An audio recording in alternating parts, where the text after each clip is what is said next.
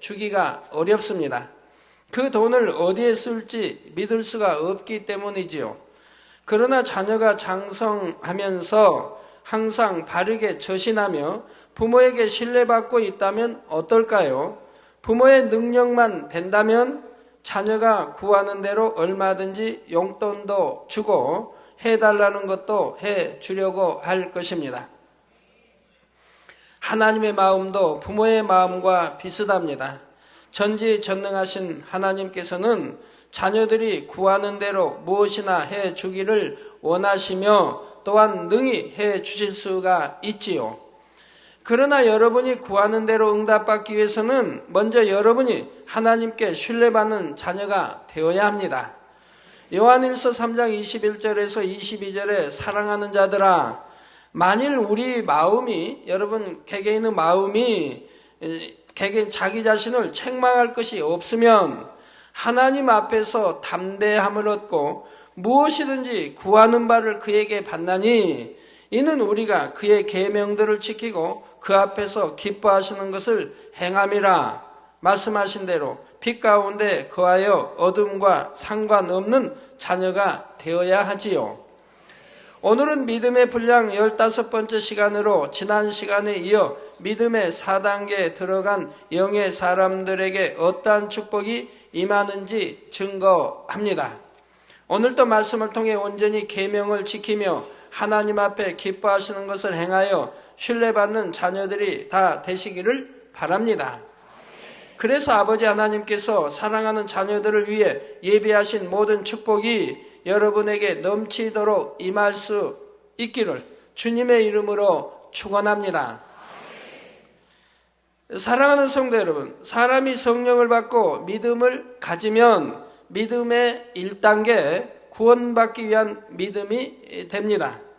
그리고 하나님의 말씀을 듣고 배워서 열심히 행하려고 노력하기 시작하면 믿음의 2단계 들어서게 되지요. 믿음의 2단계에서는 때때로 말씀을 어기고 비진리를 행할 때도 있지만 3단계에서는 더 이상 비진리 행함이 나오지 않습니다. 비진리 행함이 나오고 있다고 하면 그분은 아무리 주의 종이라 해도 장로님이라고 해도 그만큼 위치에 있고 신앙생활을 오래 했다 해도 믿음의 1단계나 2단계에 있는 것이라 이 말입니다. 그런데 그 신앙적으로 연륜이나 모든 걸 봐서 그만큼 믿음이 3단계 이상이 있어야 되는데 믿음의 1단계나 2단계에 있다고 한다면 얼마나 하나님을 섭섭하게 서운케 또 하나님의 진노를 받을 수밖에 없게 행동한다고 하는 사실을 알아야 할 것입니다. 그래서 여러 가지 문제가 발생하게 되고 재앙도 병도 오게 되는 것을 보게 되고요. 능히 하나님의 말씀대로 살 수 있는 것입니다. 그래서 더 이상 비진리 행함이 믿음의 3단계대로 나오지 않고 능히 하나님의 말씀대로 살 수가 있는 것이라 이 말입니다.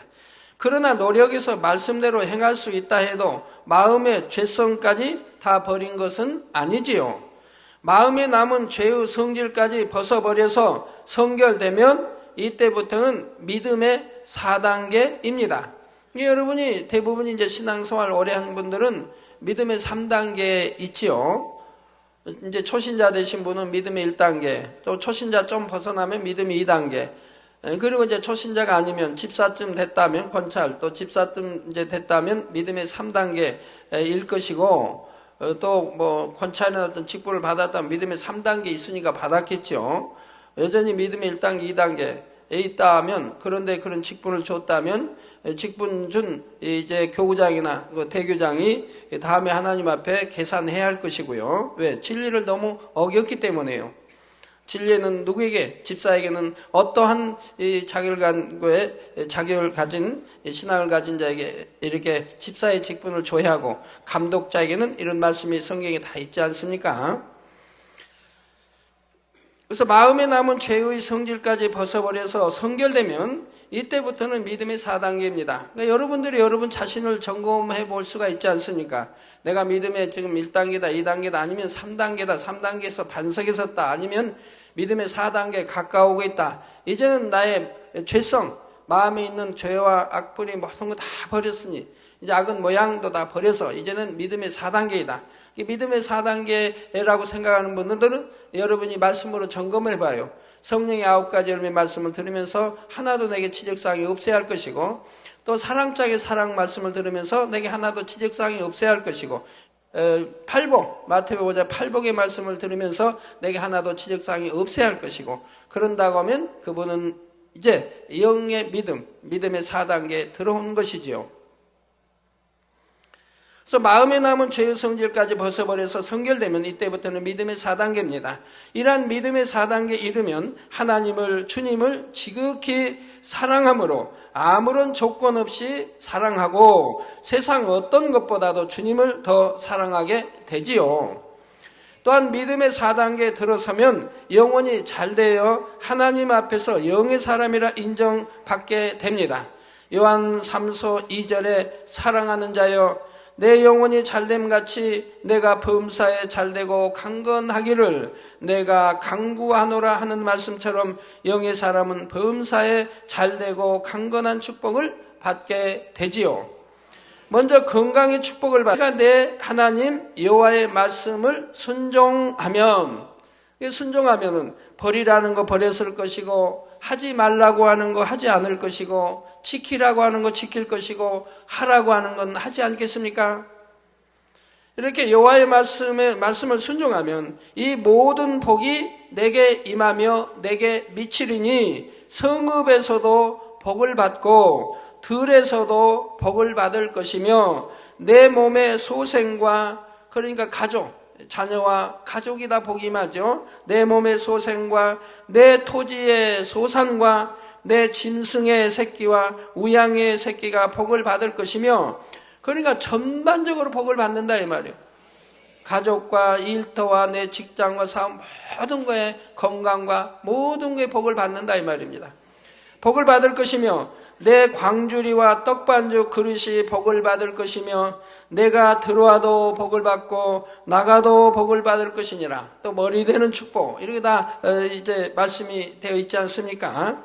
12절에는 여호와께서 너를 위하여 하늘의 아름다운 보고를 열으사 내 땅에 때를 따라 비를 내리시고 내 손으로 하는 모든 일에 복을 주시리니 내가 많은 민족에게 구워줄지라도 너는 꾸지 아니할 것이요 하셨지요.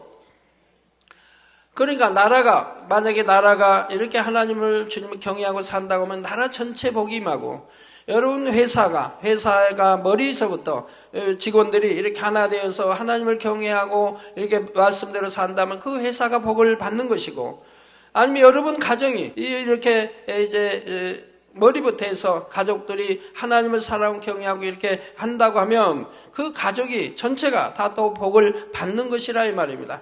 교회도 마찬가지입니다. 교회 전체가 이렇게 전체라니까 꼭 초신자도 있으니까 100%는 아니지만 교회도 대부분이 이렇게 하나님 말씀에 순종하고 이렇게 나가면 교회 전체에 또 복이 임하는 것이라 이 말입니다. 머리서부터 발끝까지, 머리서부터 저 당회장을 비롯해서 모두가 이렇게 하면 그 행하는 만큼 복을 받는다 이 말입니다. 그러나 당회장은 아무리 말씀 안에 순종을 잘해도 여러분이 해주지 않으면 당회장인 저는 복을 받지만 여러분 개인에게는 복이 가지 않는 것을 보게 되지요. 그래서 너는 꾸지 아니할 것이 하셨지요. 저는 주님을 영접하여 치료받기 전에는 너무나 가난했습니다. 오랜 질병으로 일하지 못하니 생활비도 벌 수가 없고 치료비가 계속 들어가므로 부채만 점점 늘어갔지요. 그러다가 주님을 영접하여 건강을 되찾고서는 부부가 열심히 일해서 돈을 벌었지만 이전에 졌던 부채가 너무 커서 원금은커녕 이자만 갚기도 빠듯했습니다. 그러다가 제가 영으로 들어가는 날부터 시작해서 물질의 축복을 받기 시작했는데 단 수개월 만에 그 많던 부채를 다 갚을 정도로 수입이 들어오는 것이었습니다. 자, 물론 영으로 들어가기 전 연단을 받는 기간 동안도 필요한 것을 구하면 믿음대로 공급해 주셨고 끼니 한번 거르는 일이 없게 해주셨습니다. 그러나 영으로 들어간 시점부터는 마치 물 붓듯이 축복을 부어주셨던 것입니다. 갈라디아서 6장 7절에 스스로 속이지 말라. 하나님은 만홀히 여김을 받지 아니하시나니 사람이 무엇으로 심든지 그대로 거두리라 하셨는데 하나님께서는 반드시 심은 대로 축복을 주십니다. 더구나 하나를 심었으면 하나만 갚아주시는 것이 아니라 풍성하신 은혜 가운데 넘치도록 갚아주시지요. 누가복음 6장 38절 전반절에 보면 주라 그리하면 너희에게 줄 것이니 곧 후이되어 누르고 흔들어 넘치도록 하여 너희에게 안겨주리라 하셨습니다. 그릇에 곡식을 담을 때 누르고 흔들어서 꼭꼭 눌러 담으며 수북하게 쌓으면 살짝 담고 그릇 위에 평평하게 했을 때와 비교해서 2배 정도는 들어갑니다. 여러분이 혹시 이렇게 안 믿어지시면 집에 가서 해보세요. 네모난 한 대씩 되는 쌀을 대는 쌀집에서 되는 대가 있지 않습니까? 그 대에다 싹 깎아서 한 대를 해서 부어놓고 또 다른 거 싹 이렇게 깎아서 이렇게 한 대 해놓고 눌러봐요. 흔들어봐요. 그럼 또 들어가죠. 또 눌러봐요. 또 들어가죠. 거기에다가 이제 고봉으로 해봐요. 그럼 2배가 되나 안 되나? 2배가 된다 이 말이에요. 자, 이처럼 영으로 들어가기 전에도 믿음으로 심고 구할 때는 2배 이상의 축복은 주시지요. 세상 사람들은 여러 가지 사고, 질병을 당하며 언제 어떤 손실을 입게 될지 모릅니다. 그런데 주님 안에서 믿음으로 심을 때 예상치 못한 손실도 입지 않으며 심은 대로 2배 이상 축복을 받는다면 그것도 적은 축복은 아닙니다. 그러니 한두 번 심고 그냥 끝나는 것이 아니라 늘 믿음으로 심어가는 사람들이라면 항상 기름진 하나님의 축복을 누릴 수가 있지요. 그런데 믿음의 4단계 영으로 들어가면 2배 이상만 거두는 것이 아닙니다. 마태복음 13장 23절에 보면 좋은 땅에 뿌리는 씨앗은 혹 100배, 혹 60배, 혹 30배로 결실한다 하셨는데 이는 단순히 영적인 축복만 아니라 물질의 축복에도 해당되는 말씀입니다. 그러니까 만약에 믿음의 4단계 영으로 들어가면 30배, 60배 축복을 받을 수 있는 것이고 믿음의 5단계 원영으로 들어가면 100배로 축복을 주신다 이 말입니다. 그러면 믿음의 꼭 4단계만 들어가야 그런 30배, 60, 100배로 받습니까? 아닙니다. 우리 많은 성도님들이 저에게 늘 간증하죠. 이렇게 심었는데 100배로 받았습니다. 60배로 받았습니다. 그런 간증은 많이 하시죠. 그래서 꼭 정해서 그렇게 믿음의 온영호토로 100배 주신다는 건 아닙니다. 그러나 그렇게 온영호토로면 주로 100배로 받는 것이고 또 60배로 이렇게 받는다 이 말입니다. 좋은 마음 곧 영으로 들어간 사람은 하나를 심어도 30배 이상 거두며 더 나아가 믿음의 5단계 원영으로 들어가면 60배도 100배도 거두게 되는 것입니다. 이게 좋은 밭을 심을 때 60, 30배, 60배, 100배 받는다. 영적으로 여러분이 영혼이 잘된 만큼 이렇게 더 많이 축복을 받는다고 지금 말씀하시는 겁니다. 육으로 보기에는 축복받을 만한 길이 없고 별다른 기술도 재능도 없는 사람이라도 영으로 들어가기만 하면 축복이 임할 수 있는 길을 하나님께서 미리 예비하셨다가 그리로 인도해 가시는 것이지요. 또한 영의 사람이 받는 축복은 그와 함께 하는 사람들에게까지 임하게 됩니다. 마치 아브라함과 함께 했던 롯이 축복을 받아 그 소유가 심히 풍부해졌던 것과 같습니다. 아브라함이 축복을 받으니 함께 했던 롯이 축복을 받고 그들 모두에게 또 축복이 임하지 않습니까? 창세기 12장 3절에 보면 하나님께서 아브라함에게 약속하시기를 너를 축복하는 자에게는 내가 복을 내리고 너를 저주하는 자에게는 내가 저주하리니 땅의 모든 족속이 너를 인하여 복을 얻을 것이니라 하셨습니다. 물론 축복권과 저주권이 온전히 임하려면 온영으로 들어가야 하지만 믿음의 4단계 영의 사람만 되어도 함께하는 사람들에게 복이 임하는 것입니다. 그러나 아무리 영의 사람과 함께한다 해도 그 자신이 하나님 앞에 합당하지 않은 사람이라면 그에게는 축복이 임할 수가 없는 것이 하나님의 공이라는 사실도 기억해야 하지요. 사랑하는 성도 여러분, 다음으로 여러분이 영으로 들어오면 다른 사람을 전도하기도 쉽고 가정 복음화도 쉽게 이룰 수가 있습니다. 사도행전 16장 31절에 가로되 주 예수를 믿으라. 그리하면 너와 내 집이 구원을 얻으리라 했지요. 한 사람이 그리스도인답게 주를 믿으면 그로 인해 본인과 그 가정까지 구원을 얻는다는 말씀입니다. 또한 사도행전 11장에 보면 천사가 백부장 고넬료에게 나타나서 사도 베드로를 청하도록 지시합니다. 이때도 사도행전 11장 14절에 그가 곧 베드로가 너와 내 온 집에 구원 얻을 말씀을 내게 이르리라 하여 천사는 고넬료뿐 아니라 그 가족이 다 구원받는 축복을 약속하고 있지요. 이에 고넬료는 일가와 친구들까지 모아놓고 베드로를 청하였고 이때 그곳에 모인 모든 사람이 복음을 듣고 성령을 받는 은혜를 체험하게 됩니다. 이게 고넬료 하나 때문에 친구와 일가들이 다 구원을 받지 않습니까? 그러면 고넬료 때문에 다 구원받냐? 그건 아니지 않습니까? 고넬료가 청했는데 순종이 온 사람들이죠. 믿고 신뢰해서 그 말을 듣고 믿고 온 사람들이죠. 그들은 다 구원을 받았다 이 말입니다. 가족이라 해도 일가 친척이라 해도 믿지 않고 순종하지 않으면 구원과 상관이 없는 거지요. 근데 고넬료가 신실하고 정직하고 믿을 만한 사람의 이 입술을 통해서 이 말이 나오니 일가와 또는 친구들이 믿고 지금 모였다 이 말입니다. 말씀을 듣기에. 그렇기 때문에 그들에게 구원이 이른 것이라 이 말이에요. 아무리 전에도 믿지 않고 순종하지 않고 모이지 않았다면 그들은 상관이 없다 이 말이에요. 이렇게 고넬료의 한마디에 그 일가와 친구들까지 다 모여 구원받는 것을 보면 고넬료가 평소에 어떠한 삶을 살았는지 능히 짐작할 수가 있습니다.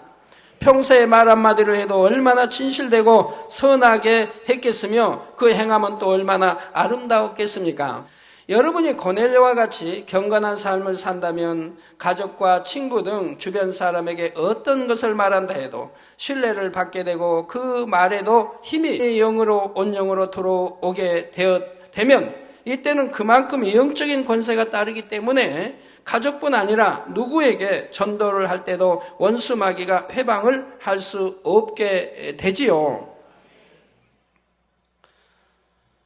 원래 생명으로 지음받은 아담은 모든 것을 지배하고 정복하고 다스리는 권세가 있었습니다. 그 권세로 인해 원수 마귀 사단도 아담이 지키는 에덴 동산에는 접근하지 못했지요. 아담이 범죄하여